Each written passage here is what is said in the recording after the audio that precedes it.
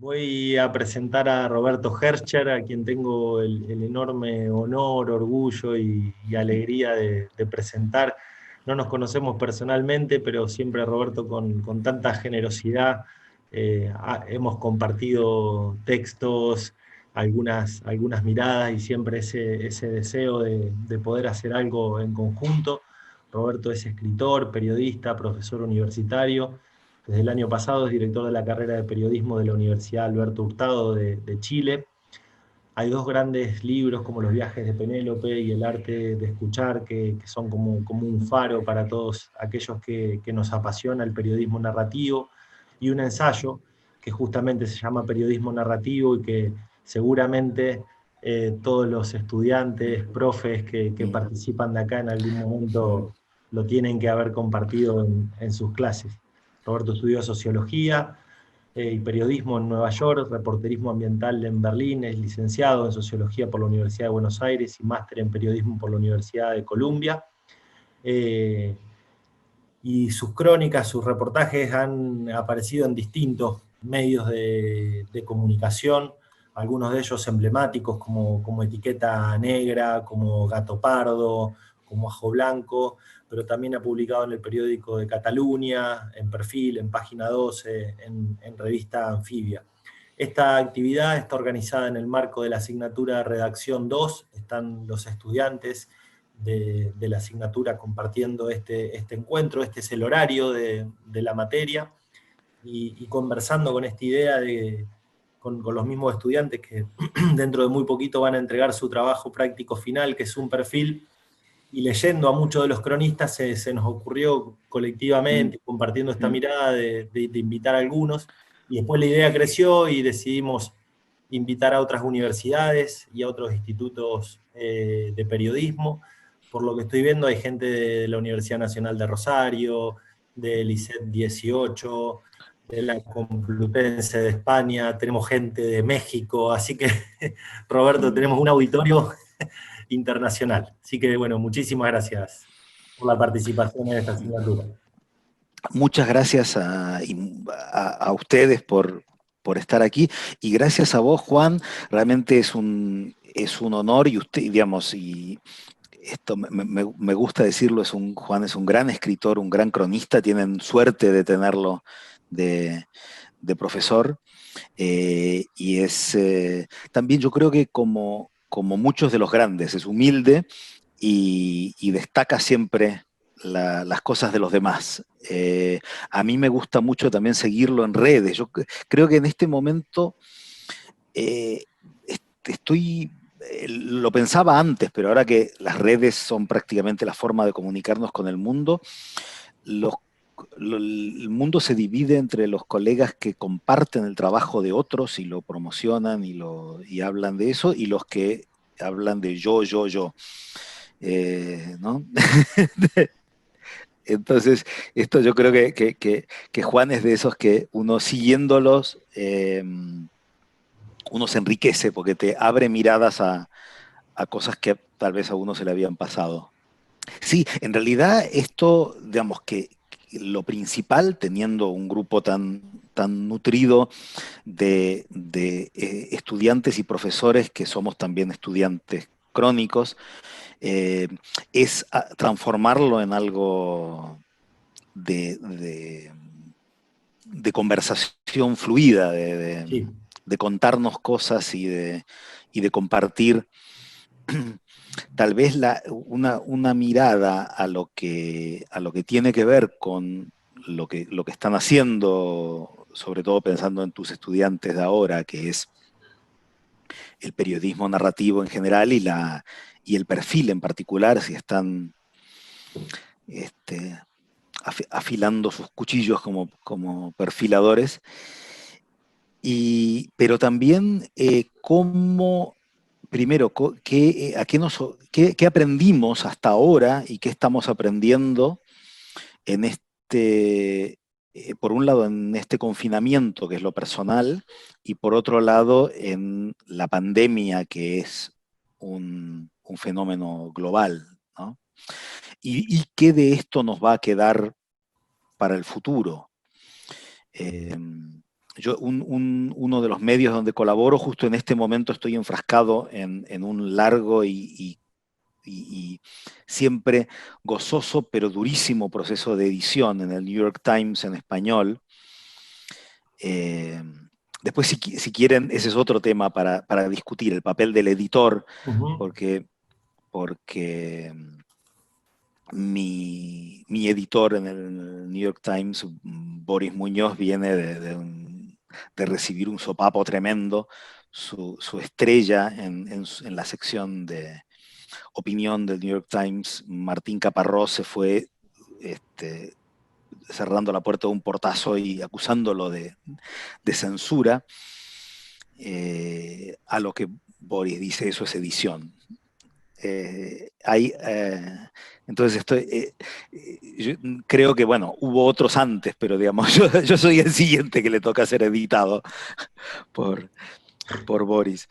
Eh, pero, y tiene que ver, lo que estoy escribiendo tiene que ver con esto, con cómo, con qué estamos haciendo, cómo estamos enseñando, aprendiendo, haciendo periodismo, cómo, eh, cómo nos tenemos que comer con papas fritas las palabras que siempre le dijimos a nuestros alumnos, que realmente el periodismo que vale la pena, el contar historias con conocimiento de causa, es gastarse las suelas de los zapatos, salir, mojarse en la lluvia, en el sol, el calor, el frío, embarrarnos, oler lo que pasa allá afuera, usar el oído y la vista, pero sobre todo esos tres otros sentidos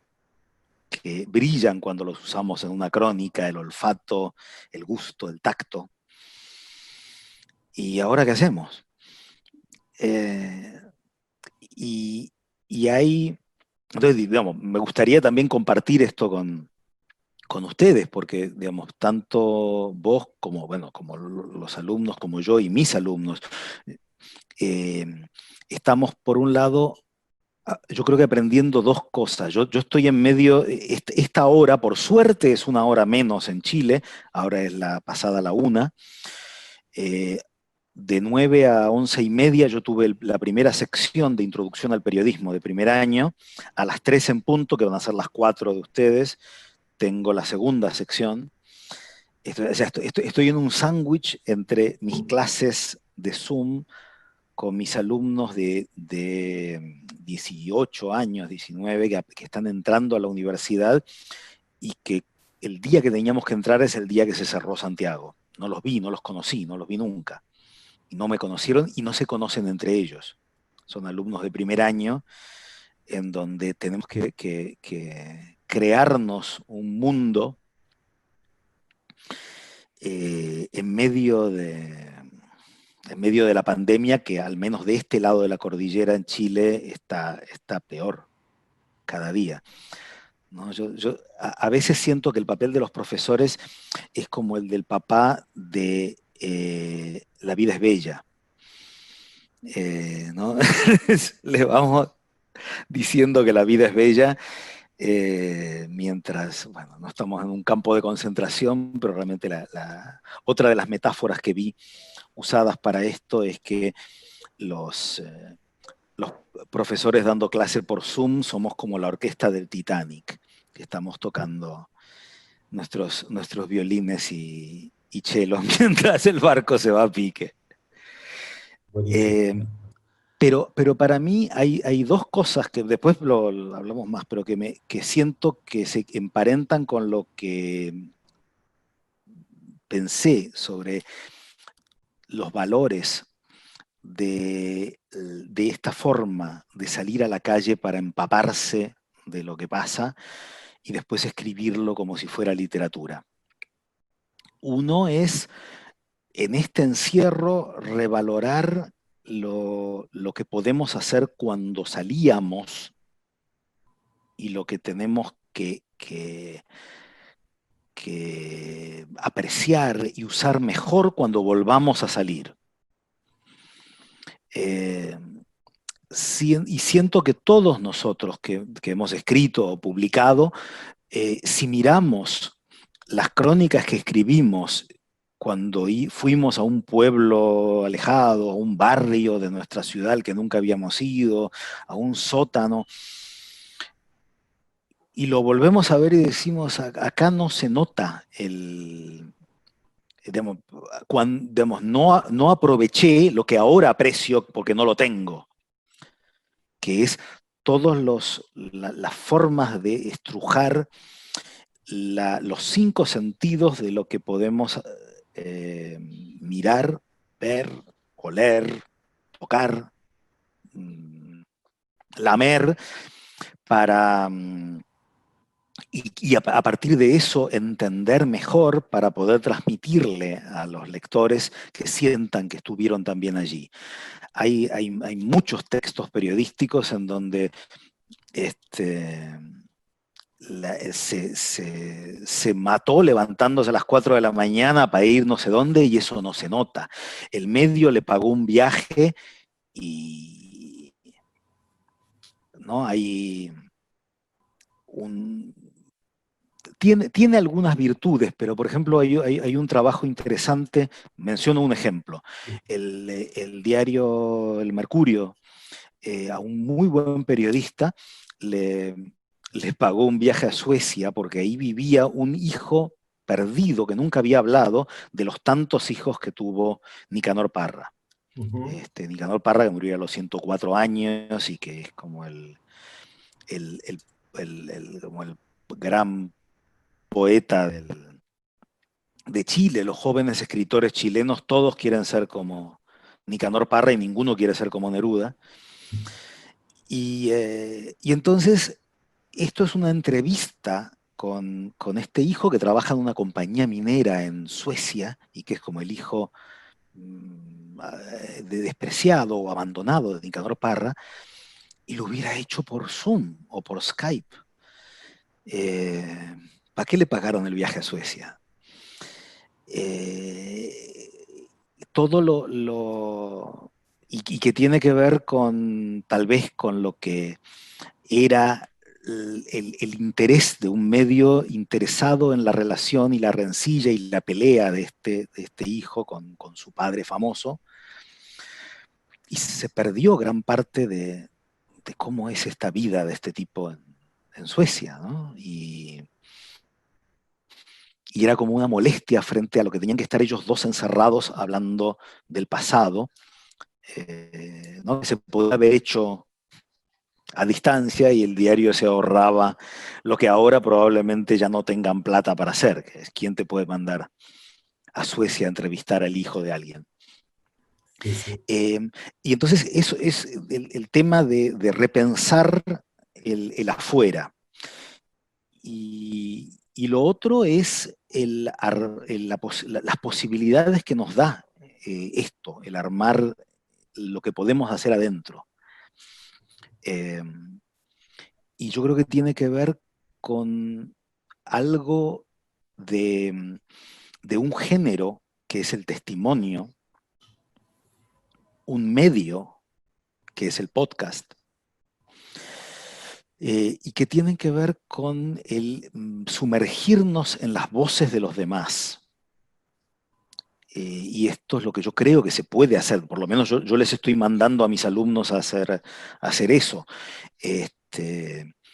Ellos están leyendo este libro en primer año de periodismo, se llama La Conjura, de Mónica González. Es la gran crónica del golpe, de la preparación del golpe de Estado en Chile, que se empezó a gestar la misma noche en que se dieron cuenta que los demás partidos habían aceptado en 1970 que había ganado Salvador Allende. Y ahí mismo, cuando lo eligieron, antes de que subiera, ya empezaron a preparar el golpe. Y quiénes fueron y cómo lo hicieron. Es un libro apasionante, digamos, desentraña esos dos grupos que hubo en Chile, en Argentina también, ¿no? El grupo que hacía un golpe de Estado para quitar del poder a los que les molestaban y volver a dárselo a los otros civiles, que son los que trabajaron mucho para, para que triunfara el golpe, pero que después fueron apartados porque el grupo de Pinochet no quería dejar el peligro del comunismo y volver a la democracia, sino que quería cambiar el país. Y eso es lo que hicieron en 17 años. Entonces, a partir de esto, una de las cosas que estoy haciendo con mis alumnos es trabajando la lectura, enseñarles a leer, digamos, por qué. Digamos, todo esto. No quiero dar la clase de la conjura y Mónica González, pero les dije hoy, esta mañana, y les voy a decir ahora en un rato a los de la segunda sección, que lo que tienen que hacer es entrevistar a sus abuelos y preguntarles qué se acuerdan del 11 de septiembre del 73. Hay, les hubiera dicho sus padres, pero la edad de mis alumnos, que nacieron en el siglo XXI, en el 73 sus padres no habían nacido. Entonces, este tema de escuchar, aunque sea por teléfono o por Skype o por aquí, por Zoom a distancia, eh, te permite ponerte en los zapatos del otro sin que eso sea literal, porque no podés ponerte ningunos zapatos, porque estás con unas pantuflas como yo ahora, porque estamos encerrados en casa, pero podés preguntar, escuchar de otra manera y trabajar un mundo que te despierta la imaginación a partir de las voces. Y eso es lo que yo creo que se está desarrollando ahora. En el mundo de la crónica y del periodismo narrativo, todo lo que nos abrió, nos permitió eh, lo que vino desde la concesión del Premio Nobel de Literatura Svetlana Alexievich en el 2015, que es la primera periodista pura que gana el Premio Nobel por una obra que es enteramente compuesta de testimonios y de voces de una historia oral de, en su caso, de la Unión Soviética, de las mujeres, de la guerra de Afganistán, de Chernóbil, ahora del amor. Eh, y es un diálogo con otra arte narrativa distinta que el cuento y la novela, que es el teatro. Son, esto es lo que podemos hacer, diálogos a distancia como si fueran obras de teatro para dos personajes, el arte de la entrevista como un género narrativo y el monólogo con esta gran escuela que tiene mucha trayectoria en América Latina del testimonio. ¿No? Yo a mis alumnos les doy a leer trozos de el relato de un náufrago de García Márquez, la biografía de un cimarrón de Miguel Barnett, del esclavo fugado en Cuba, La noche de Tlatelolco de Elena Poniatowska, ¿no? Hay una gran tradición latinoamericana que dialoga con esto de, de Alexievich. Y entonces a partir de esto, siento que es algo, yo pensé mucho, digo, ¿qué enseñamos? Y entonces tengo muchísimo ilusión y curiosidad de qué podemos hacer, qué podemos mandarles a hacer a nuestros alumnos sin salir de su casa. Y entonces esto es una de las cosas que se me ocurrieron, junto con leer La Conjura, y es que sepa, yo creo que todo en Argentina, en Chile, el golpe, la dictadura, es algo que los estudiantes jóvenes de periodismo tienen que saber. No puede ser que eso caiga en el olvido porque los medios son hechos por gente que no lo vivió, ¿no? Tiene que ser una memoria. Este es el paso de la memoria individual a la memoria colectiva.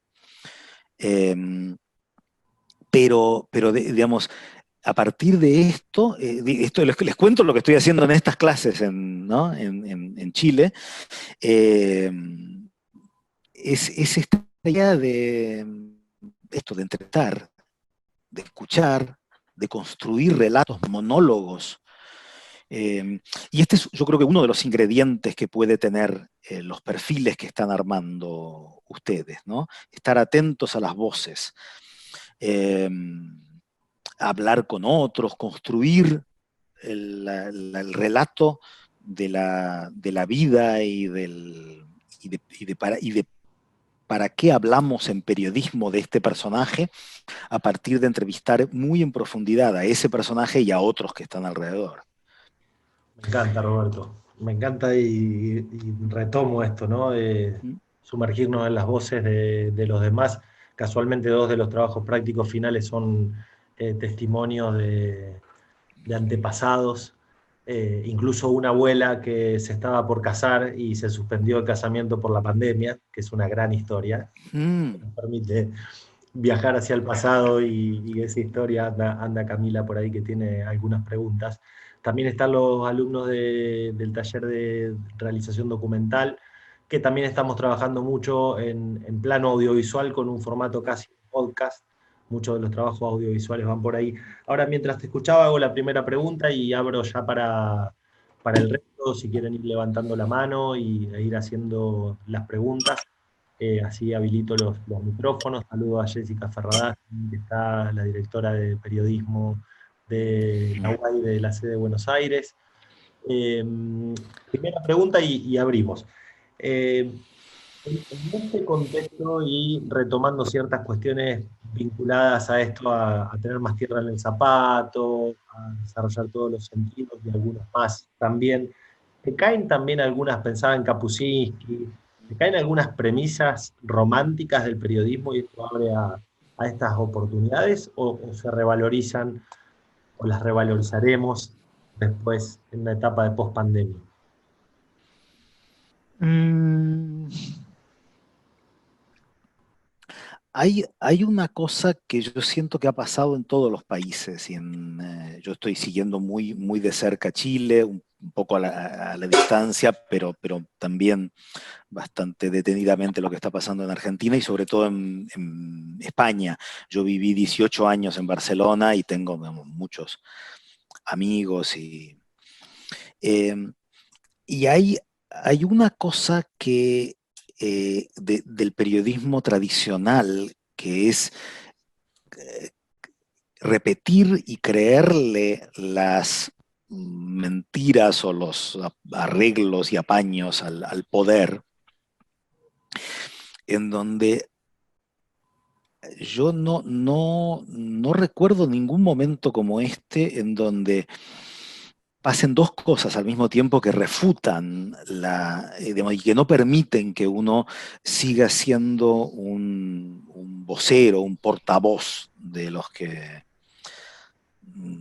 de los que mandan y construyen su discurso como si fuera la realidad. Y es que, por un lado, esto lo estamos viviendo absolutamente todos, ¿no? Esto de qué me van a decir a mí, yo lo veo, ¿no? Digamos, se impone una cuarentena, no puede salir nadie, yo voy a la ventana.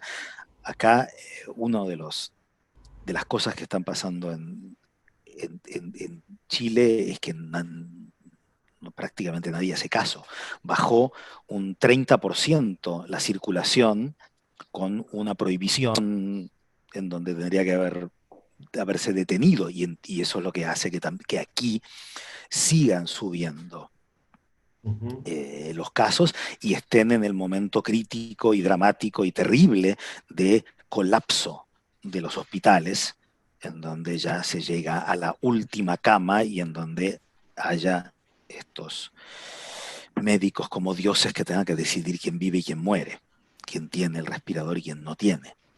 Y eso, por un lado, uno lo está viviendo, uno lo está viendo. Hay algo que tiene que ver con un desprecio de un nuevo formato de líderes políticos como Trump o Bolsonaro que desprecian la verdad, los datos, la información, los números, la ciencia, todo es construcción de discurso y los datos están ahí empecinados.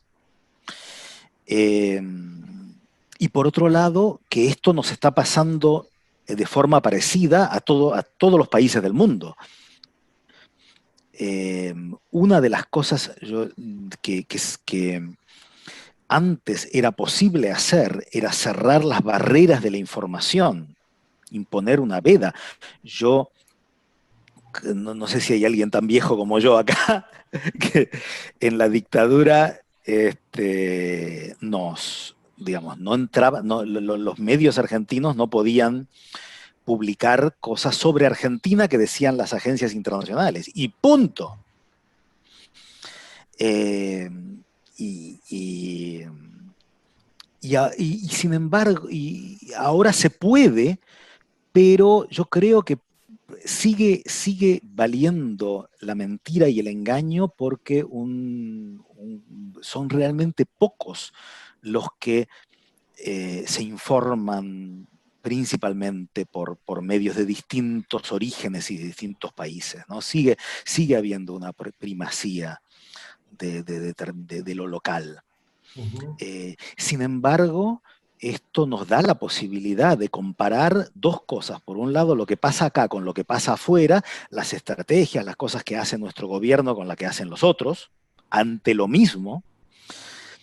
Y en segundo lugar, qué están haciendo los medios y qué están haciendo los periodistas y cómo estamos contando esto que nos pasa, que es igual en todos lados.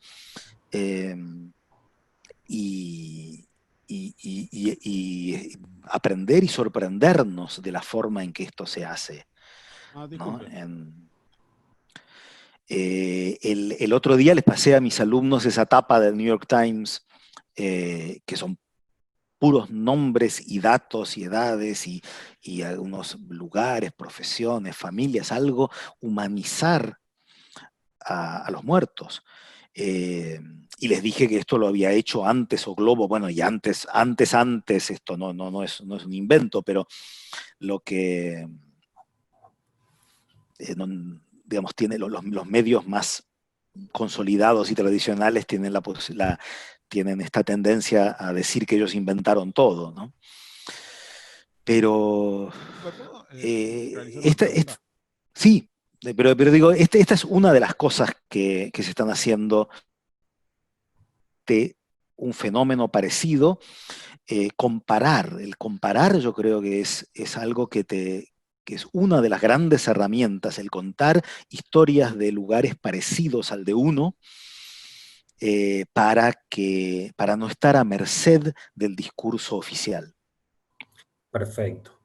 Vamos a arrancar con la ronda Sí. de preguntas. Anda Lucas por allí de la asignatura y le abro el micrófono. Lucas, si estás por ahí, ¿querés hacer la Hola. primera pregunta? ¿Se me escucha? Sí, perfecto, Lucas. Bueno, primero que nada, muchas gracias por sumarse a esto, Roberto. Un placer escucharlo. Yo tenía una pregunta que me surgió leyendo tu crónica, Las tumbas de Malvinas ya tienen nombre. Sí. Yo sentí como que se percibía un tono de confianza y como de camaradería, como si fuera una carta entre viejos conocidos. ¿Eso se debe a que realmente hubo un vínculo entre ese personaje de la crónica y vos, o una decisión narrativa, digamos, en base a una investigación que hiciste cuando investigaste a ese personaje? Sí, ahí aparecen dos personajes. Uno es un personaje anónimo. em, es casi lo que desde hace tiempo, yo creo que desde los griegos, el tema del muerto en la guerra, desde Antígona, desde los grandes clásicos, es alguien que al mismo tiempo es un individuo y un representante de de estos chicos que murieron demasiado jóvenes, enviados a una guerra, a lo largo de los años. En la Primera Guerra Mundial esto se desarrolló el discurso, las estatuas al soldado desconocido. Y entonces yo le hablo a alguien que es uno y que son muchos, que son los cientos de, digamos, como no le doy nombre, digo, probablemente caíste la noche del último combate, se cumplieron 38 años hace muy pocos días. Hace 38 años, el día de hoy, yo estaba encerrado en el galpón en Puerto Argentino, como prisionero de guerra, y ya había terminado la guerra y yo después me di cuenta de que había algo que había terminado para mí, pero no había terminado para mi familia.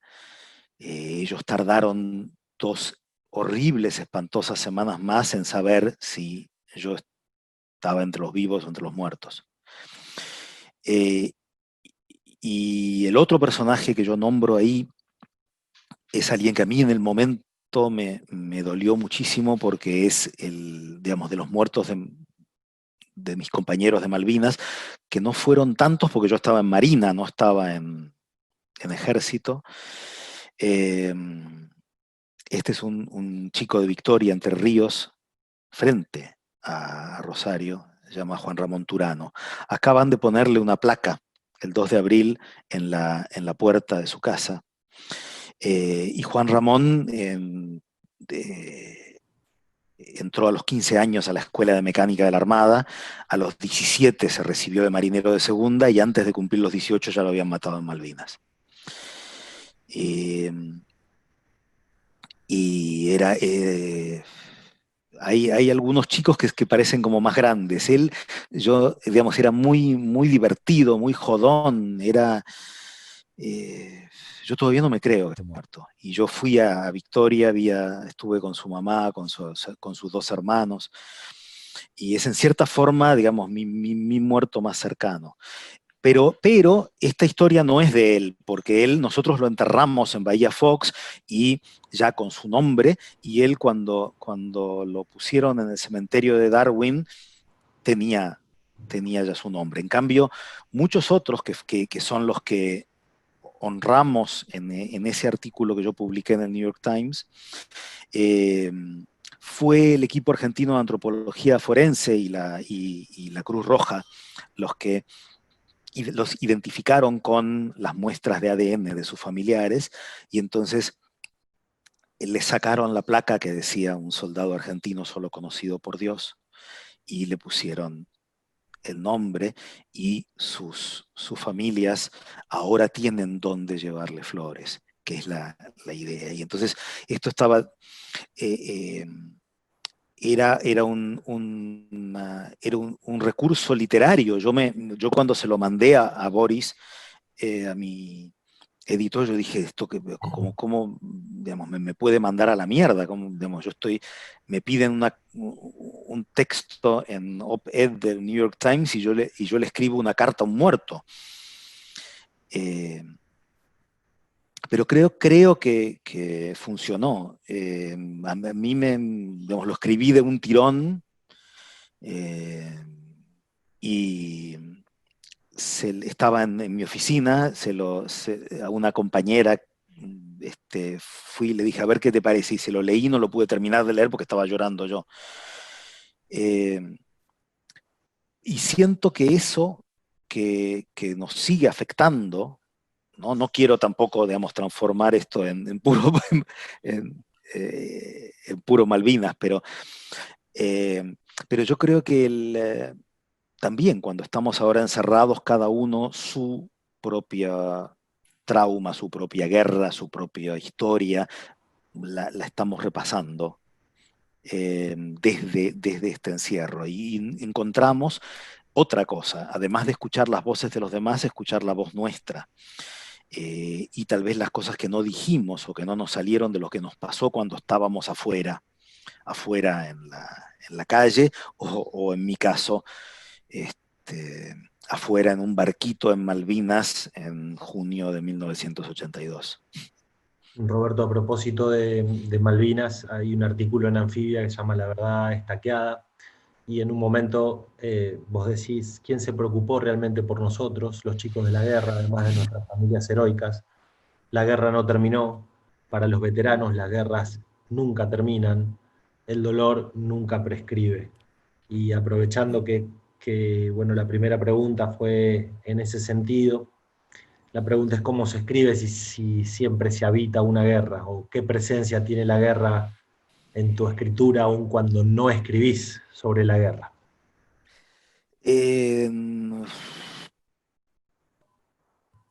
Todo, tal vez, no sé, dicen de algunos escritores mucho más prolíficos que han escrito de 1000 cosas que siempre escriben el mismo libro.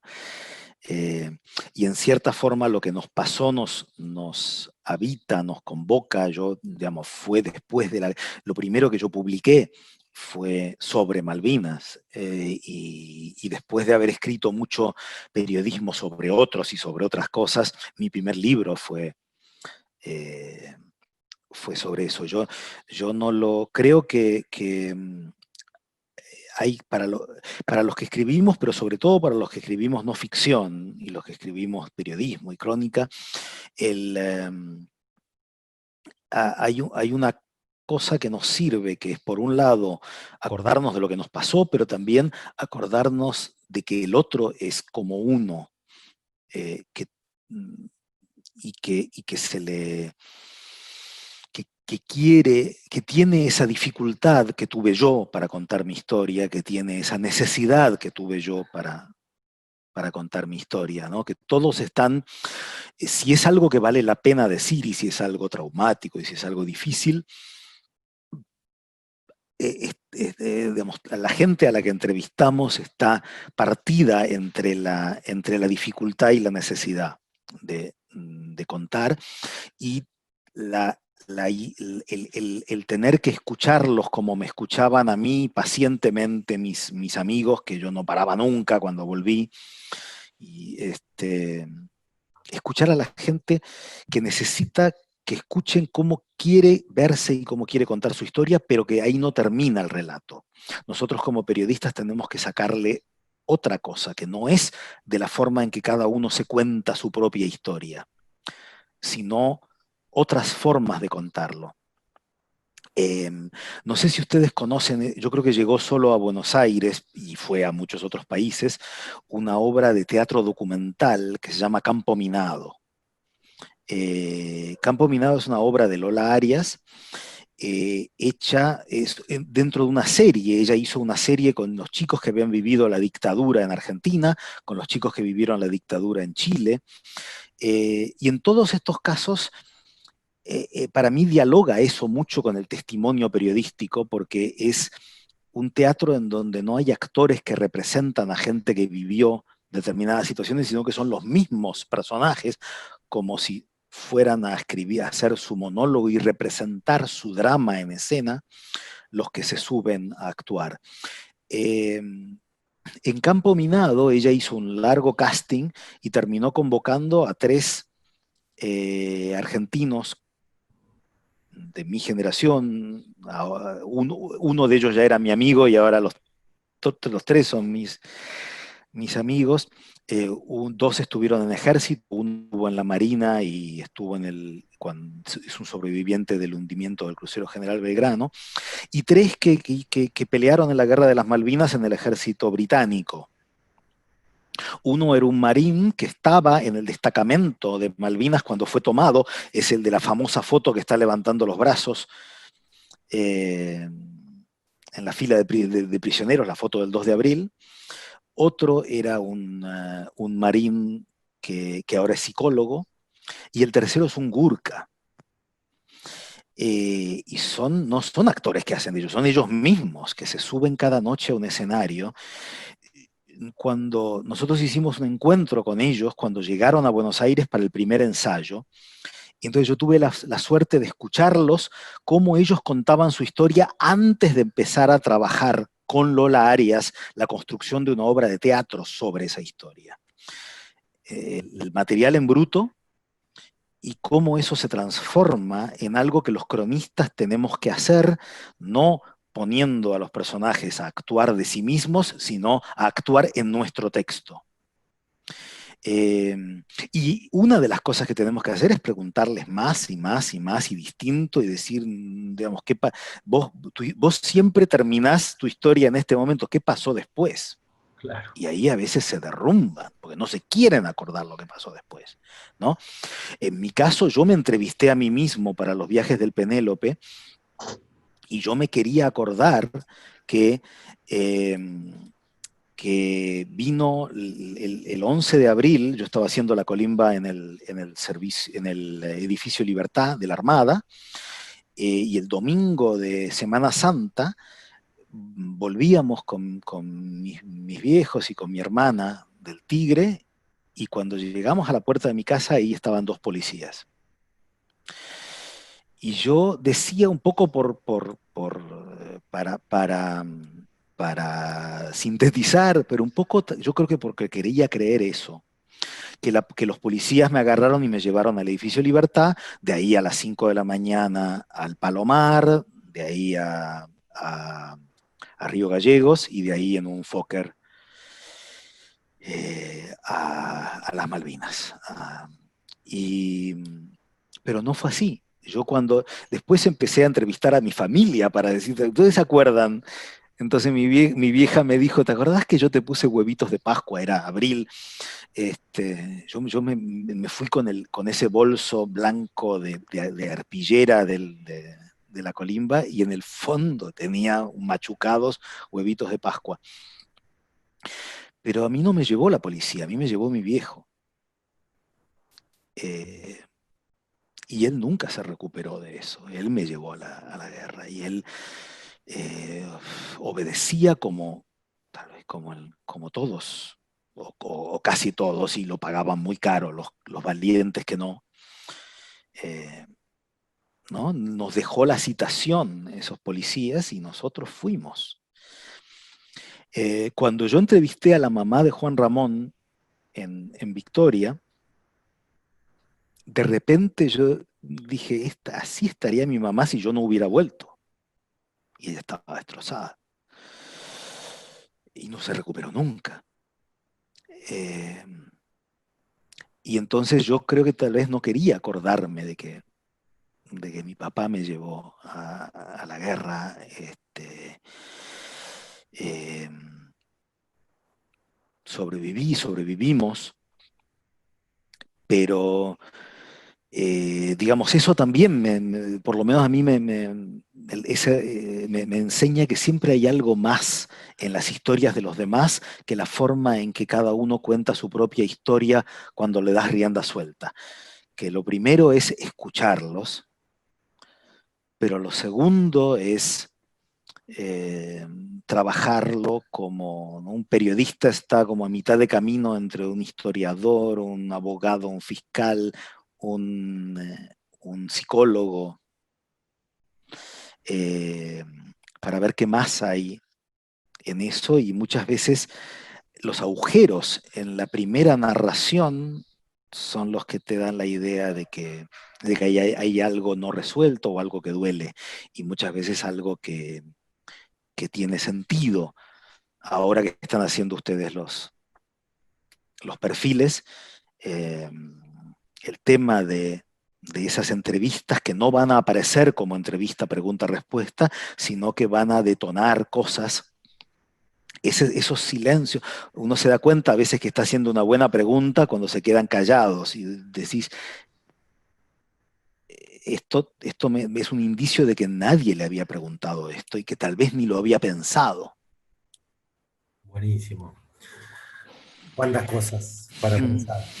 Algo más que queda y qué trabajo de interpelación propia y de que sean tus propios recuerdos, Roberto. Disculpa. Está Camila conectada y me gustaría pasar al tema del tono, ritmo y tono, que son grandes ejes en los que trabajamos. Camila, si estás por ahí, Sí, adelante. hola. Bueno, adhiero con Lucas, un placer. Y yo una de mis dudas que tengo al momento de escribir mi propio perfil, que bueno, es el de mi abuela que se iba a casar y se suspendió, es cómo encontrar el tono, el momento de llegar a decir, sí, es este el tono que quiero usar. ¿Cómo lo sentís? ¿Cómo lo encontrás? Uf, por un lado, digamos, lo bueno de probar distintos tonos tiene que ver con algo que es insustituible, que es leer mucho, y también escribirlo, no solamente pensarlo, sino decir, a ver si lo escribo por acá, pruebo un párrafo y leértelo a vos misma en voz alta pero bajita.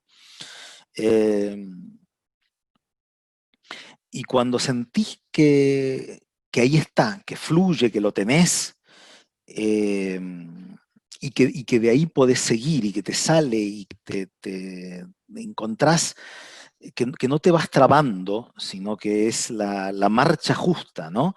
Es como, tal vez el tono es como cuál es la marcha del auto que te conviene, una que no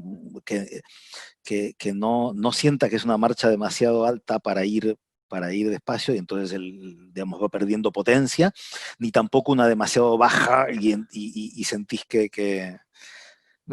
que nunca hice esta metáfora automovilística, ¿no? Pero es un poco eso, lo primero que uno tiene que pensar es a quién le dirige el relato, ¿no? Y entonces yo ahora estoy editando un libro con varias voces y digamos, lo que probé, por ejemplo, en este artículo de los muertos en Malvinas era escribirlo en segunda persona, que es poco usual, ¿no? Hay textos que están escritos al personaje. El último libro de Milán Kundera, todo el tiempo le está hablando lo está increpando a su personaje. El otro es la segunda persona al lector, ¿no? Incluso hay una cosa rara, pero que es interesante, que uno habla de lo que uno mismo hizo, de sí mismo, pero la persona es el vos, ¿no? Entonces vos vas acá, allá, y otro es la tercera persona, otro es una primera persona de los personajes, una primera persona cambiante.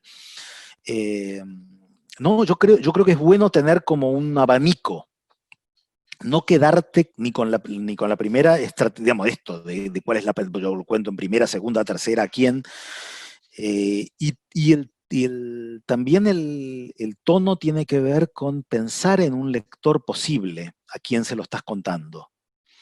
Eh, y entonces ahí te llega cuál es el nivel de detalle, cuál es cuál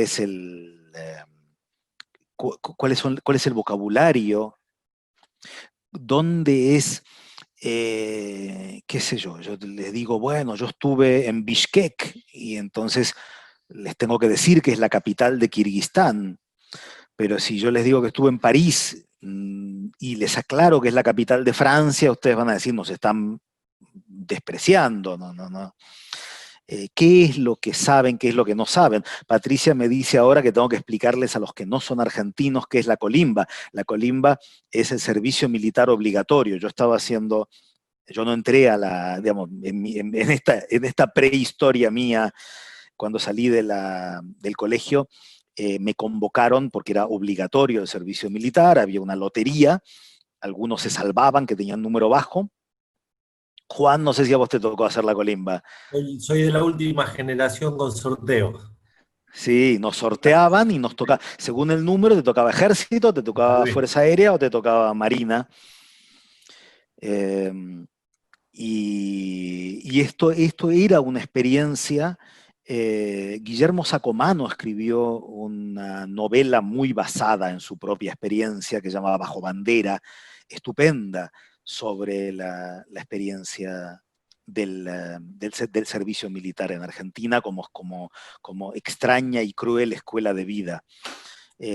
Pero sí, ¿no? Yo creo que todos aprendimos muchas cosas buenas y malas, y aprendimos a conocernos a nosotros mismos, como te pasa cuando te ponen en una situación distinta, sorprendente, como nos pasa ahora, que estamos encerrados y nos vemos a nosotros mismos y nos sorprendemos cómo somos nosotros enjaulados, ¿no? Para los que son de Sí. afuera, Roberto, aclaremos que colimba viene de correr, limpiar y barrer, ¿no? Sí. Como las Sí. 3 tareas del servicio militar obligatorio, ¿no? Sí, sí, sí, sí, sí, sí. Sí, en la cual ninguna estaba a enseñarnos a manejar el fusil que a mí me dieron en Malvinas y del que yo no había disparado ni un solo tiro en práctica, y con el que hubiera sido completamente, sí, no, realmente no me tocó, por estar en Marina, enfrentarme en un combate cuerpo a cuerpo con un militar de carrera entrenado, pero eso es lo que pasa cuando mandas a colimbas a luchar contra un ejército del primer mundo. Yo aprovecho para preguntarte, a raíz de los viajes del Penélope, donde vos lo has dicho también ahora en este encuentro, te identificás como un veterano de guerra, y que el ser periodista parte de esa, de alguna manera, experiencia. Y también decís algo, ¿no? De que al retornar a tu casa sentís como una gran necesidad de entender al mundo. La pregunta sería, ¿cómo hace un periodista para entender el mundo siendo contemporáneo en cada una de sus crisis? Y te lo pregunto también en función, porque hoy tuve una reunión con los alumnos de 4º año que están en crisis total con la pandemia, y estábamos hablando del sentido de contemporaneidad, de que es una gran oportunidad narrativa con una serie de restricciones. Creo que andan por ahí algunos de los de 4º año, que fue medio como una reunión de Tainu, creo que Ailén, casi como una crisis de creatividad me estaban planteando, ¿no? Y me gustó esta idea de poder pensar esto de cómo hacemos para entender el mundo en función de esa necesidad que tuviste a la vuelta.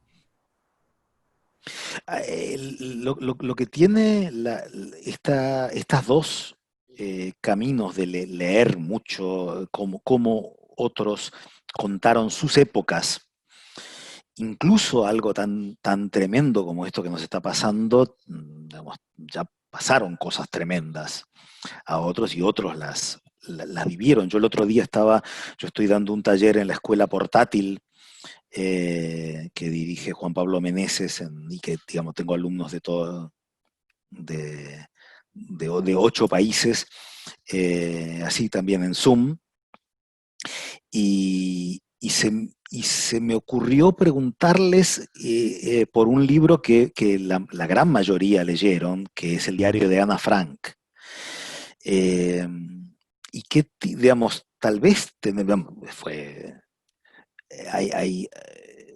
es complejo pensar, porque todo eso tiene que ver con esto de qué hubiera pasado, sí, ¿no? Eh, si hubiera sobrevivido, se le iría distinto, si no hubiera muerto en Auschwitz. Pero yo creo que no es solamente ese, no sigue vivo y no lo seguimos leyendo y no lo siguen leyendo y se siguen identificando los adolescentes y las adolescentes con Ana Frank porque es el testimonio de la Segunda Guerra Mundial, sino que hay una maestría en ese contar el encierro que yo creo que todos tenemos que aprender de Ana Frank. Digamos, y esa es una de las cosas tremendas digamos, ¿cuántos hay? ¿Cuántas Ana Frank hay? ¿Qué novelas hubiera escrito Ana Frank si llegaba ahora, ¿no? Yo creo que por la edad que tenía, digamos, podría estar viva ahora todavía. Y hay un tema que yo espero que no haya, que salga de esto un buen diario de la pandemia. Yo tengo la impresión de que va a haber demasiados diarios de la pandemia. Eh, pero el tema de la experiencia del encierro, que tiene que ver también con eh, toda la literatura a partir de la experiencia de la cárcel, cuentos, novelas, poesía, relatos, eh, el tema digamos, la literatura de los campos de concentración. Jorge Semprún me parece maravilloso y comparable a Primo Levi. También por un lado, para darnos una idea de que lo nuestro no es tan terrible, si bien lo es, y que también no es terrible de igual manera para todos, pero que hay muchas cosas que contar de lo que está pasando ahora. Entonces, por un lado está el tema de contar el mundo interno del encierro, y que tiene que ver con toda la gran profundidad y la riqueza psicológica que tiene la literatura a partir del siglo XX. Por otro lado, es el tema de esta crisis como un desnudar y exacerbar las diferencias sociales. El tema de esto de que todos los gobiernos están desnudos y que tienen que dejar de mentir porque las cifras hablan por sí mismas. No podés decir, lo estamos haciendo genial, porque ahí están los datos y ahí están las consecuencias. Y en ese sentido, digamos, pensar, digamos, todo periodista que en este momento sale a la calle, y sobre todo los que se van a juntar con gente que puede estar contaminada, y los que van a los centros de salud, los que van a los cementerios, digamos, pocas veces como ahora hay conciencia de que salís a cubrir un hecho periodístico y te estás jugando la vida. Y no solo la tuya, si son periodistas jóvenes, sino las de tu familia. O sea, vos, ¿en qué sentido? ¿Qué es tan importante que vas a hacer que podés volver y matar a tu padre o a tu abuela? Y digamos, un poco sigo con lo del principio, ¿no? Y en esto yo siento que hay historias fundamentales. El contar la verdad, en eso nos jugamos el futuro. Y contarlo bien. Por eso es que me parece que digamos que es un momento tal vez en que hay que recuperar el entusiasmo y la pasión dentro de la angustia y dentro de la pesadez de este encierro, de encontrar la forma de contar las cosas bien, ¿no? Uno de mis jefes en la universidad, el director de posgrados, es un cordobés que está hace años en Santiago de Chile, y se murió su papá en Córdoba, y él no... Y yo no sabía qué decirle, porque claro, no puede ir al entierro de su papá, no puede estar con su mamá, ¿no? ¿No? Este tema del ¿quién era Camila? La del... Camila, sí, sí. Sí, esa es una historia preciosa, porque también tiene que ver con algo que todos conocemos, que todos sabemos, pero que tiene que ver con cómo hacerlo en este momento. Yo tuve dos cumpleaños en los últimos tiempos. Mi sobrina cumplió 15 años, y se me ocurrió que hay en el barrio de ellos hay una joyería linda, entonces lo llamé por teléfono y le mandaron de mi parte una joya, y entonces nos conectamos y la vi y se la puso. Y mi mejor amigo de la Colimba, de hace casi 40 años, tuvo cumpleaños, y nosotros le hicimos acá una torta, y pusimos la torta frente a y él sopló a la pantalla, y entonces como si estuviera apagando las velitas. Y son inventos cosas y son y nos hacen pensar en todo, en la fragilidad, en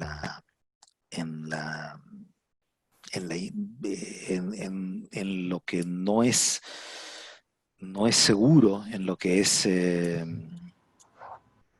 todo está en arenas movedizas, ¿no? Perfecto, Roberto. No nos olvidamos de Caparrós ni de Boris Muñoz, que ya te vamos a preguntar Sí. con ese arranque, cuando tengamos la etapa del chisme, digamos, de la crónica, que es el highlight del Sí. encuentro. Ahí Gustavo, el colega y amigo Gustavo Tomás, hizo una pregunta en el chat. Gustavo, no sé si la querés hacer en cámara, ya más próximo, si no la leemos, si andás por ahí, Gustavo.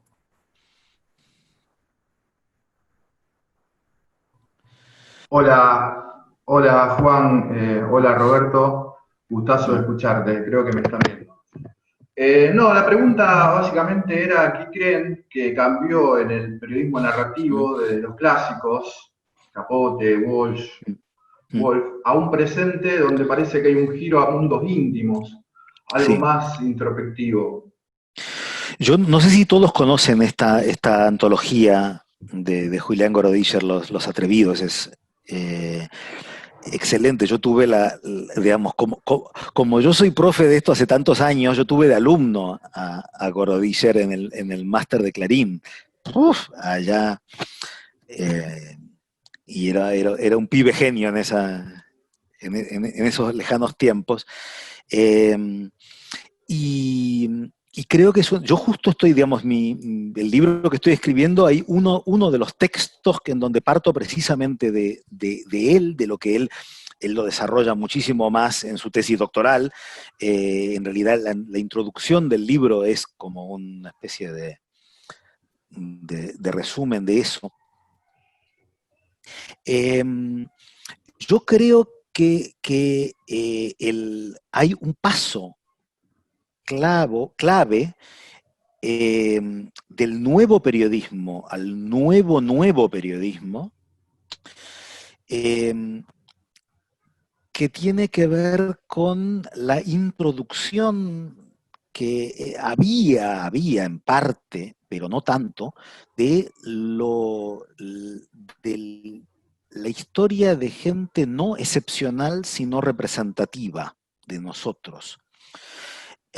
Hay un paso en el terreno de la investigación desde las entradas del periodismo. Yo creo que esto yo lo pongo como paralelo al momento en que el periodismo empieza a estudiarse masivamente como junto con las ciencias sociales en las universidades. Investigación periodística era para mi generación investigar los crímenes del poder. Y de hecho todavía las materias de investigación periodística es, los crímenes, investigar el pasado es investigar los crímenes de la dictadura, investigar el presente es investigar la corrupción de los poderosos, la conjunción de los políticos y los empresarios, y todos esos son personajes excepcionales, no significa que sean... que puedan también ser muy mediocres. Pero a mí me parece que en este periodismo de lo personal, de lo íntimo, se introduce el uso de la palabra investigación que usan en la investigación social, la investigación antropológica, la investigación sociológica, la investigación de la historia de la vida privada, la investigación no de ellos, sino de nosotros. La investigación no de lo excepcional, sino de lo normal, ¿no? En cada lugar donde enseño les pregunto si existe esa frase hecha que es tan popular en Estados Unidos, de que no es noticia que un perro muerda a un hombre, sino que es noticia que un hombre muerda a un perro. ¿Eso lo escucharon ese? ¿Qué significa eso? Significa que lo que pasa habitualmente no es noticia. Lo noticia es lo que se sale de lo normal. La introducción de lo íntimo entre los asuntos que trata la crónica, la narración de la no ficción, el periodismo en profundidad, es el meter al perro que muerde al hombre, lo normal, lo habitual, en que eso también es periodismo. No es solamente la respuesta a la pregunta de ¿qué pasó?, sino la pregunta que nos emparenta a las ciencias sociales, que es ¿qué nos está pasando? Y ahí es donde ese es un periodismo que no solamente te ayuda a salir a la calle y ver el mundo de otra forma, sino que yo creo que eso es lo que hace el libro de Gorodischer y lo que hacen ese grupo de crónicas del yo, que después de leer esto prendés la luz del baño, te mirás en el espejo y ves tu cara de otra manera. No es solamente que ves cómo funcionan los mecanismos de la economía argentina y de las guerras de Medio Oriente, sino quién sos vos. Las narrativas de la subjetividad, las narrativas de del feminismo, de las nuevas masculinidades, el fluir del género, la forma de ser, digamos, hay una, a mí me resultó fascinante. Hay un grupo yo estoy en la Asociación Internacional de Estudios de Periodismo Literario, y hay un grupo que hace una encuesta en Estados Unidos de cuáles son los textos de periodismo narrativo que enseñan como ejemplos en las universidades, ¿no? Y entonces hay como de toda la época anterior al nuevo periodismo, lo que todo el mundo da es Hiroshima de John Hersey. De la época del nuevo periodismo a Sangre Fría.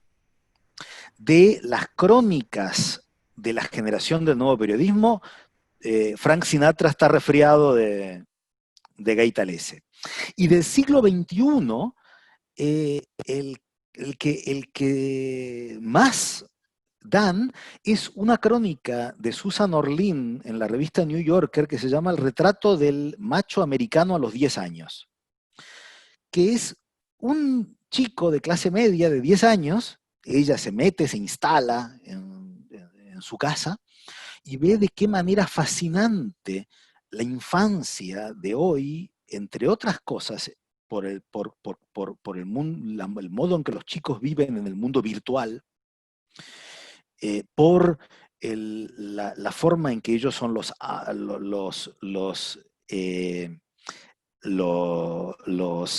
dictadores de sus padres y no al revés.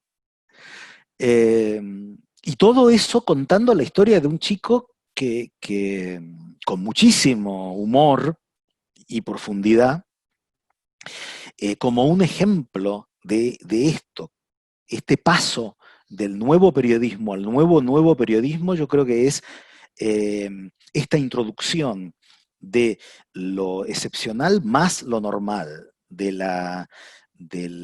los grandes hechos, de los grandes crímenes, de los grandes personajes, de las personas admirables y detestables, a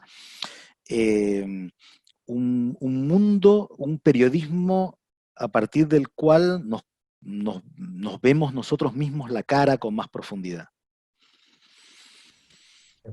Gracias, Roberto. Cuánto para pensar y repensarnos. Le voy a dar paso al profesor Gabriel Guillaumet, que tenía una pregunta. Gabriel. Te quiero volver atrás, Roberto, a hablar de un lector posible.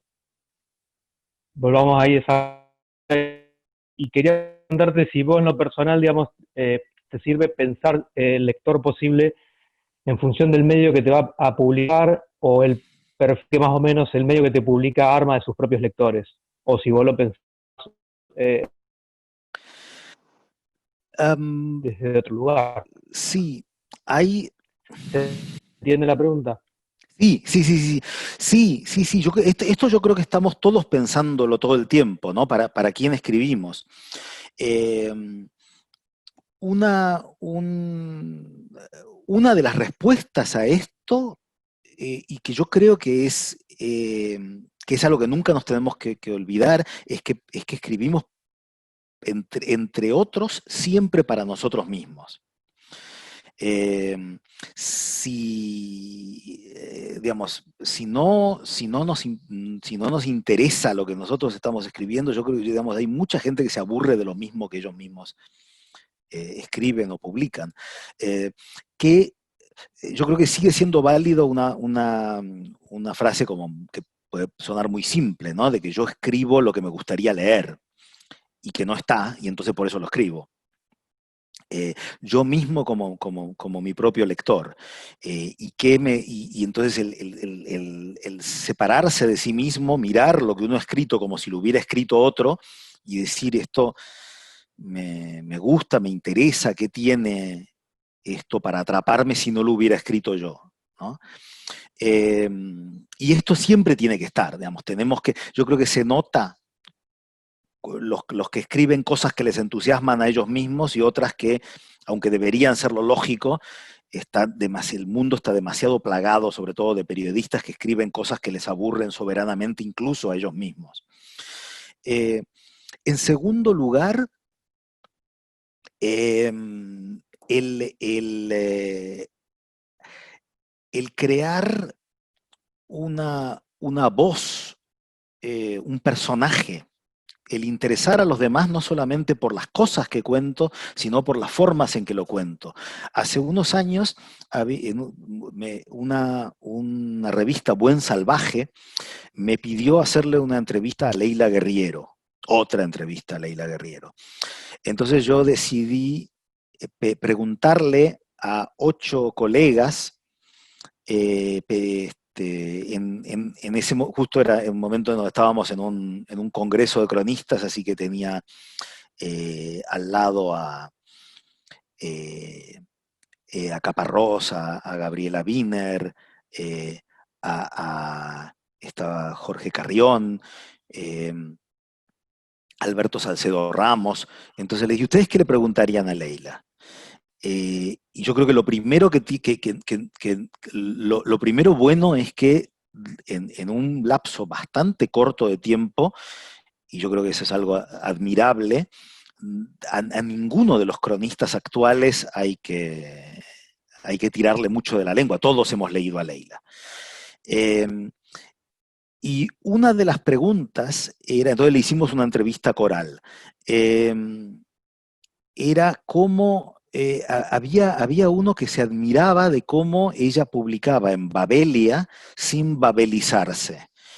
Y entonces ella decía, pero si van a, digamos, si yo trabajé muchísimo para construirme una voz y que cuando me llaman quieran esa voz, me quieran a mí. Entonces yo no voy a adaptarme a otro porque entiendo que en cierta forma están comprando una marca. Y ella, bueno, al principio cuando le mandó por correo a la Nata su primer cuento para Página, cuando era una chica de Junín que estudiaba turismo, no era famosa, y en parte no es fácil hacerte un lugar como se hizo ella, pero si no tenés la ambición y no querés, obviamente es imposible. Entonces, intentar construir aquello que hace a tu personalidad y tu estilo como escritor, que vas proponiendo a los medios esperando que les guste y que poco a poco, en vez de decirte necesitamos a alguien que escriba sobre esto y como no tenemos a otro te mandamos a vos, te empiecen a decir te necesitamos a vos. Queremos Bueno, tu pero en el pluma. caso de Leila, por ejemplo, perdón que te interrumpa y te repregunto, en el caso de Leila, o sea, le significó tener que armar ese personaje público y que después la gente conozca ese personaje público no por cómo escribe, sino por entrevistas, declaraciones, etcétera. Es decir, un roce más en los medios, si se quiere. O sea, ¿cómo lo pensás? Porque hay muchos otros escritores y periodistas que prefieren un perfil más bajo, de menos exposición pública. Sí. ¿Se entiende, no? Sí, se entiende. Sí, pero también, yo creo que hay otros también que no...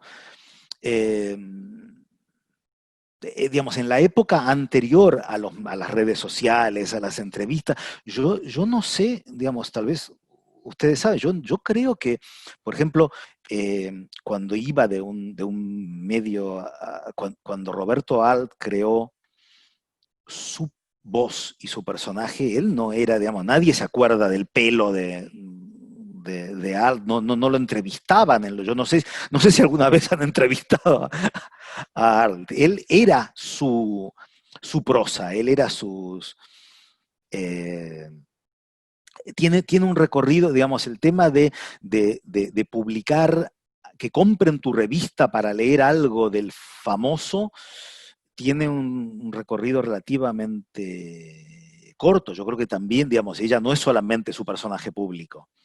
Pero frente, digamos, obviamente junto con esto, digamos, pero sí, ella realmente es capaz de publicar algo prácticamente idéntico, solamente con ciertas palabras, las correspondientes, por ejemplo, a Colimba, en Gato Pardo y en El País, que son medios distintos.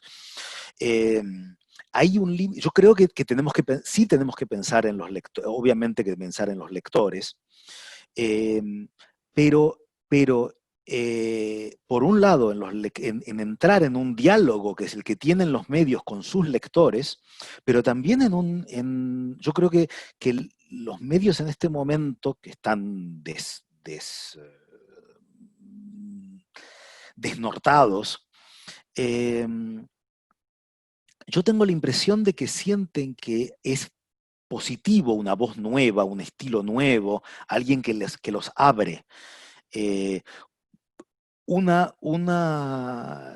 Digamos, yo empecé a publicar en medios cuando uno, para leer lo que cada uno de nosotros escribía, tenía que ir al kiosco y comprarse ese diario, esa revista. No, no quiero sonar como digamos, para hacer, digamos, como decir cada uno haga lo que quiera, que los demás se adapten, ¿no? Pero sí creo que digamos, uno tiene que mirar mucho, sobre todo, digamos, los más jóvenes que están intentando ver dónde poner sus crónicas o sus perfiles, o leer lo que hay y encontrar dónde está lo que se parece más a lo que a uno le sale naturalmente. Uh-huh. Y en ese sentido, claro, no hay que olvidarse de que uno está entrando en un diálogo y está hablando en nombre de un medio que ya tiene entablado un diálogo con sus lectores, con su público, pero al mismo tiempo que uno quiere que poco a poco lo vayan apreciando por su propia voz y sus propios temas y su propio tono, y que es bueno como ejercicios de imitación, como Picasso se iba al Museo del Prado y copiaba a Velázquez pero para en algún momento hacer lo suyo, ¿no? Yo me encuentro con... no quería centrarme mucho, pero realmente, digamos, es bueno, yo creo que lo bueno de Leila, es que todo el mundo la ha leído, es que me encuentro en concursos, en premios, con muchos jóvenes cronistas que leilean, que es un verbo... leilear. El verbo leilear, sí. Leilear. Y vos decís esto claro, están como... y al final termina siendo como el que baila contando los pasos, ¿no? Claro. Muy buena la metáfora. Ahora, con esto, después de las preguntas de Gabriel, retomo algo que dijiste al principio, Roberto, y por un lado es el rol del editor, que lo mencionabas al principio. Yo le sumo el contrato de lectura, que tenemos que acceder cuando publicamos en un determinado medio, y contanos algo más de lo de Caparrós y Boris y el New York Times, digamos, que son el próximo sí, a editar. ¿No? A ver qué pasa ahí. Claro, no tengo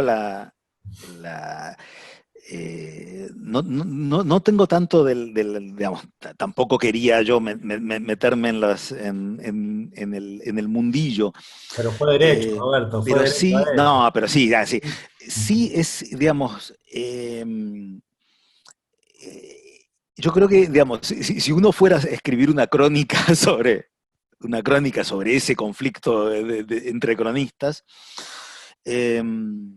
me parece que es un tema muy, digamos, desnuda y de hecho hizo público algo que pasa siempre, que es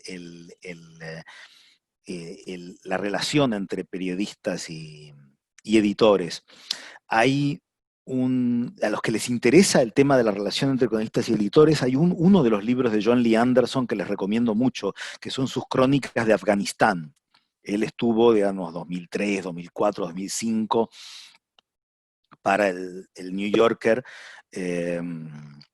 haciendo varias crónicas desde Afganistán, y en su libro hay ese es un tipo de género que está, por ejemplo, en uno de los libros de Kapuscinski, La guerra del fútbol, que es entre las crónicas, relatos de la cocina. En Kapuscinski es lo que él iba viviendo entre crónica y crónica. En el caso de John Lee Anderson, son sus cartas, sus mensajes con su editora en el New Yorker en Nueva York. Digamos, y sus enfados y sus peleas digamos, nadie, como pasa en cualquier orden de la vida, el peor editor siempre es al menos una mirada desde afuera, que algo no puede ser que sea tan malo que no te mejore o que te permita ver desde afuera una cosa. Y el mejor editor también, el producto final, uno termina sintiendo que hay una proporción de cosas que te mejoró y cosas que te empeoró, y querés seguir trabajando con ese editor si son más las cosas que te mejora que las que te empeora.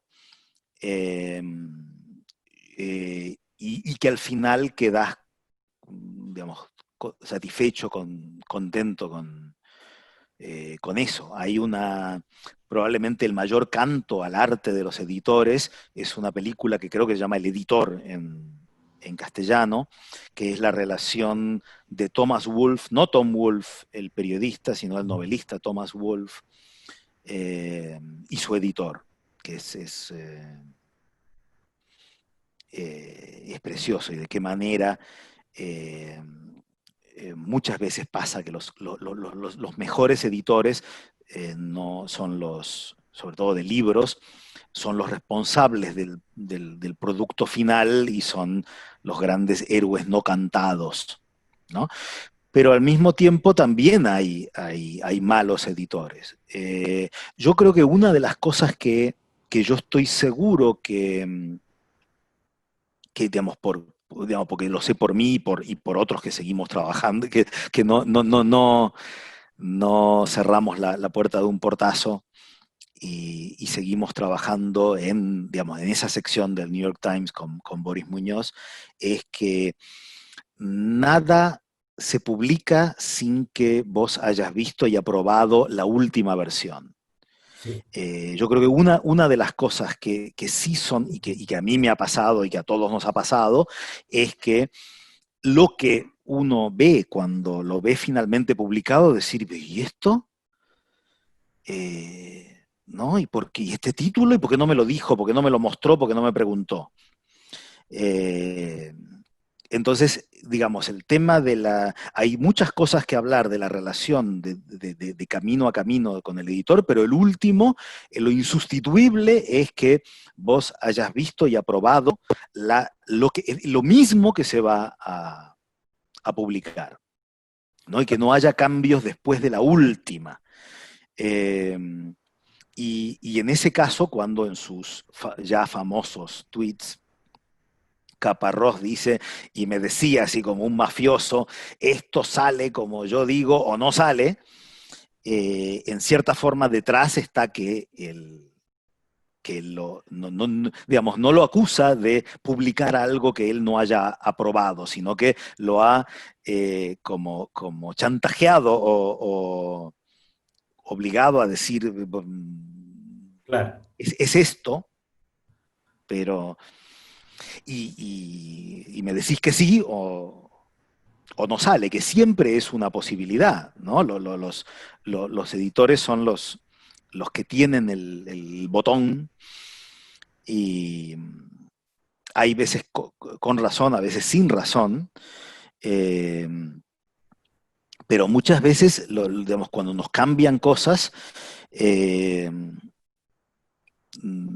es justo también decir que muchas veces los editores nos salvan de errores que hubiéramos cometido. Y el proceso de construcción colectiva también muchas veces, Roberto, ¿no? Sí. Esos editores que participan desde el punto cero en el desarrollo de un trabajo, el caso de Etiqueta Negra, tal vez el más emblemático con Villanueva Chang, ¿no? Pero también los editores que acompañan todo ese proceso. Sí, no, y eso es bueno también el tema de trabajar con distintos editores, leer tu trabajo. Yo digamos, hay una cosa que yo publico regularmente en inglés, que son mis críticas de ópera en la revista Opera News, que es una revista preciosa que a mí me encanta. Yo soy un loco de la ópera, y yo digo medio en serio, pero digamos, medio de verdad, lo cual me pone del lado de los medio locos, que es que es como la Rolling Stone de la ópera. Bueno. Y Opera News es una revista preciosa, delicada, con grandes fotos, con muy buen diseño. Tienen sobre todo un gran fotógrafo, que es un gran retratista de cantantes y directores, y mi editor, que es el director de la revista, Paul Driscoll, yo leo como él cambia y edita mis críticas y aprendo muchísimo. Claro. ¿No? Y digo, también eso me ayuda porque es mi segunda lengua. Pero digamos, hay una cosa de precisión, de sabiduría, ¿no? Hay otros medios en donde no te hacen ningún favor no cambiándote ni una coma. Totalmente. Pero porque también a veces uno diría, esa es otra de las cosas que uno tiene que, a veces uno diría, bueno, obviamente no voy a juzgar, y acá repetí la palabra, ¿por qué no me salvaron de esto? Pero, digamos, uno es el responsable. Yo creo que en este momento uno tiene que estar abierto a la edición, pero al mismo tiempo tiene que mirar con tanto cuidado y mimo lo que uno ha escrito, que digamos, nunca tenés que mandar algo a un medio diciendo, ¿será así? ¿No será? Si hay un error, ya me lo corregirán, nada. Porque... No. O sea, uno lo tiene que mandar perfecto, pero al mismo tiempo maleable, ¿no? No como una escultura en mármol, sino como un preciosísimo objeto de plastilina. Qué buena metáfora. Ahí en un momento pensaba en un colega, en Rodrigo Márquez de Vice, que en algún momento hablando él decía que cuando le llegaba una crónica argentina sacaba los dos últimos párrafos, porque los argentinos tendían a ponerse demasiado nostálgicos, melancólicos, demasiado reflexivos. Entonces el primer ejercicio era, por las dudas, sacar el final directamente. Que el relato terminaba siempre sí, antes. Qué bueno, sacar el bandoneón. Claro, Somos tangueros, sí, sin tangueros violín. sí, sí, y muchas veces, qué curioso eso del final. A mí en este taller de la universidad portátil, después de discutir, yo les acababa de dar las versiones con propuestas de sus crónicas, entonces me dijeron que editar a uno, yo le dije, mira, este final no funciona, en cambio lo que vos decís 3 párrafos antes, esto es el final. Y me dice, entonces me empiezan a decir, editalo en vivo, es como esas cosas, como el cocinero que cocina a la vista del... Y entonces, claro, yo puse compartir pantalla y muchas veces pasa eso, no tiene... Yo creo que hay veces en donde uno empieza a escribir sabiendo cuál es el final, Claro. pero si no, sí, hay veces, qué curioso que diga que sean los argentinos, pero puede que sea así, ¿no? Que sea como la última lágrima, como, sí, esos finales de tango melodramáticos. Vamos a la última pregunta, Roberto. ¿No? Cande pide en el chat, a ver, Cande, si todavía estás por ahí. Sí, hola, ¿se escucha? Ahí está Cande, claro que sí. Bueno, hola a todos. Le quería hacer una pregunta a Roberto, que con los consejos que nos estuvo dando, que estuvieron buenísimos, y también que nombraba a Leira Guerrero, quería saber, él con tantos años de trayectoria, ¿cuál sería la impronta que deja él como periodista? Que deja que... ¿Yo? ¿Qué considerás No. vos? ¿Qué es lo que vos en la escritura considerás que es esencial para como tener tu toque? El toque Hercher. Sí, hay...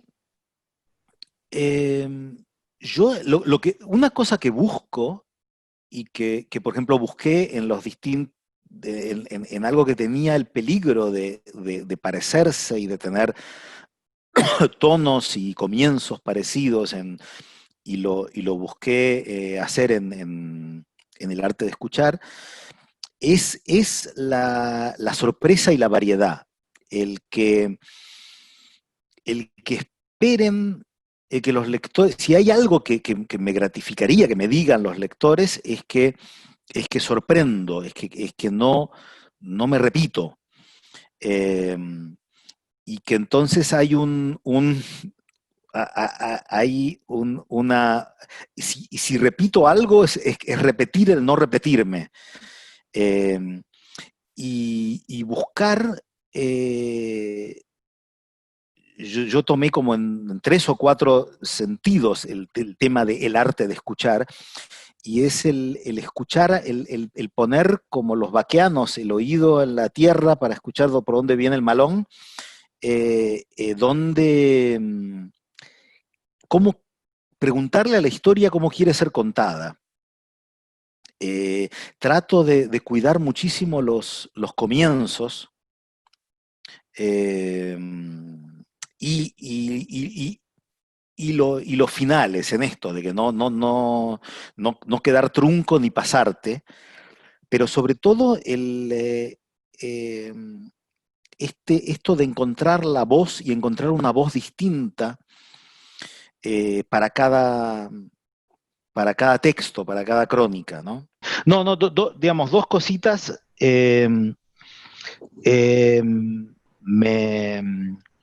De estas 2 últimas crónicas que escribí, una es la historia de un edificio contado por él mismo, el edificio es el yo, y otra es una historia de mi papá, contado en absoluta tercera persona de él, y yo estoy en tercera persona. Hay 2 personajes que son el padre y el hijo está en tercera persona y soy yo. Bien. Y entonces esto tal vez sí haga que no, como no es algo, no sé si esto hará que sea fácilmente, que sea más difícilmente reconocible, que alguien lea algo mío y no diga, no sé de quién es esto, ¿no? Que es un poco lo contrario de yo creo que uno de los puntos de Martín Caparrós. Vos digamos, yo les leo a ustedes una página de Caparrós y si no me digas más, ese es Caparrós.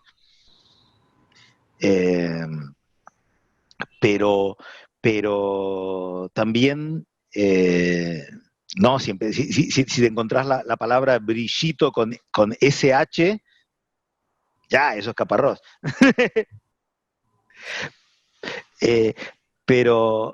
Pero sí, yo creo que no, por lo menos, sí, no sé, Juan, si vos tenés, tal vez para cerrarte, porque es difícil la pregunta, ¿qué dirías que es tú? Vos ya tenés una carrera, una trayectoria, y después, no sé si vos sos el que maneja esto, pero Patricia Nigro decía que quería decir algo también, pero a mí me quedó como la duda, como la inquietud de qué dirías vos en esto, de cuál es tu voz.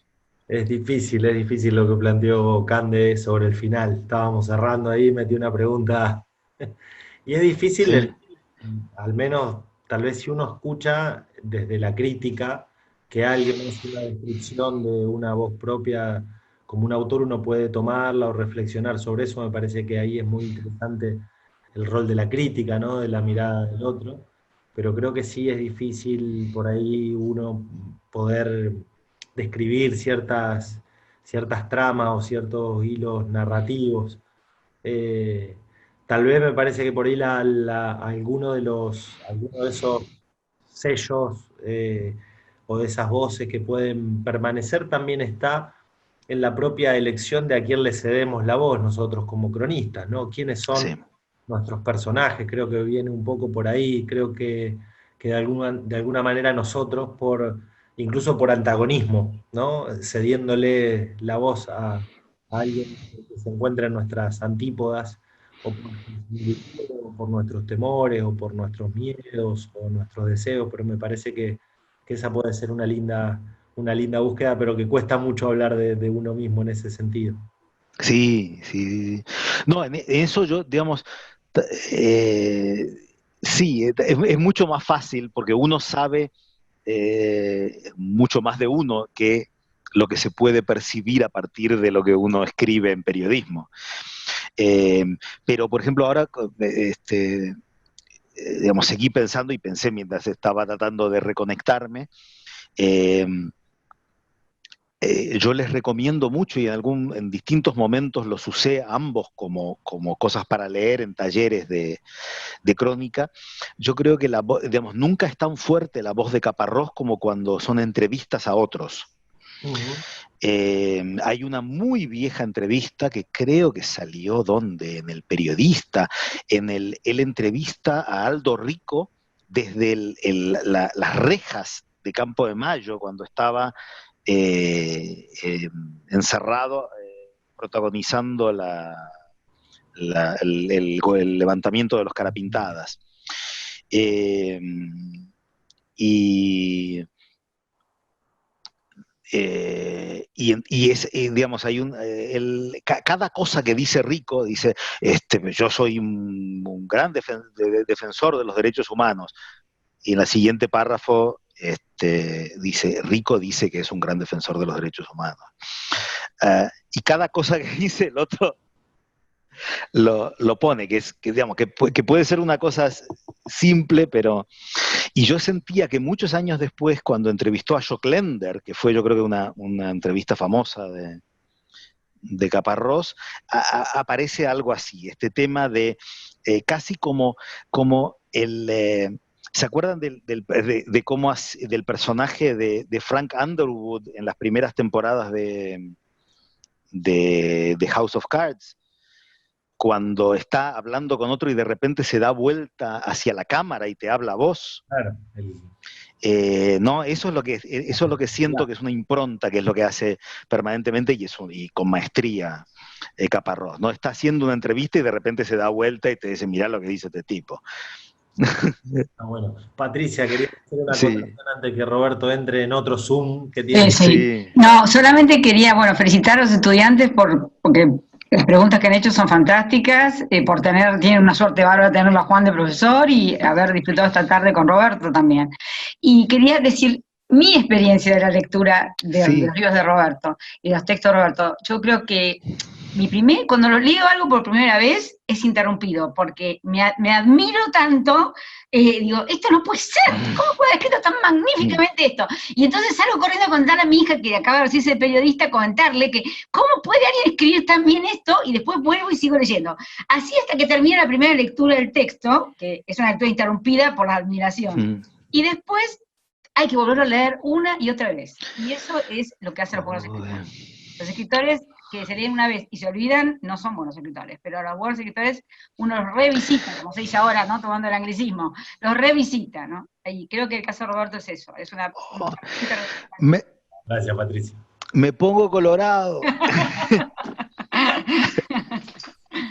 Gracias. Bueno, muchísimas gracias por la participación. Muchísimas gracias primero, bueno, a los estudiantes de la universidad, estudiantes de otras universidades, no solo de Argentina, sino de otros países, de España, de México, de Venezuela, y también a los profes, los profes de otras universidades, del ICET 18, la Universidad Nacional de Rosario, la Universidad Austral, la Universidad Complutense de España, así que ha sido un lindo fogón digital. Y gracias a vos, Roberto, por tu enorme generosidad que nos has dado. Pedazo de compromiso van a tener ahora los alumnos para escribir ese perfil, que le vamos a exigir mucho más, ¿no? Bueno, muchísimas gracias, muchas gracias a vos, gracias a todas y a todos. Estoy, digamos, ahora que estamos todos aquí en encierro, sigamos todos en contacto. Yo creo que es importante.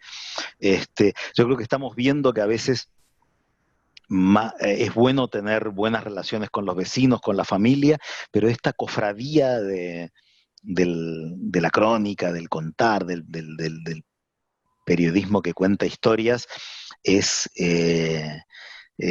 como una especie de grupo y de familia, y me parece que no solamente estamos charlando y aprendiendo sobre una disciplina, sino que nos estamos acompañando en estos tiempos duros. Así que también escríbanme los que quieran y estamos ahí en contacto, y nosotros seguimos, y yo creo que después de todos estos encuentros y de estos escribirnos, nos merecemos una cerveza en la orilla del Paraná algún día.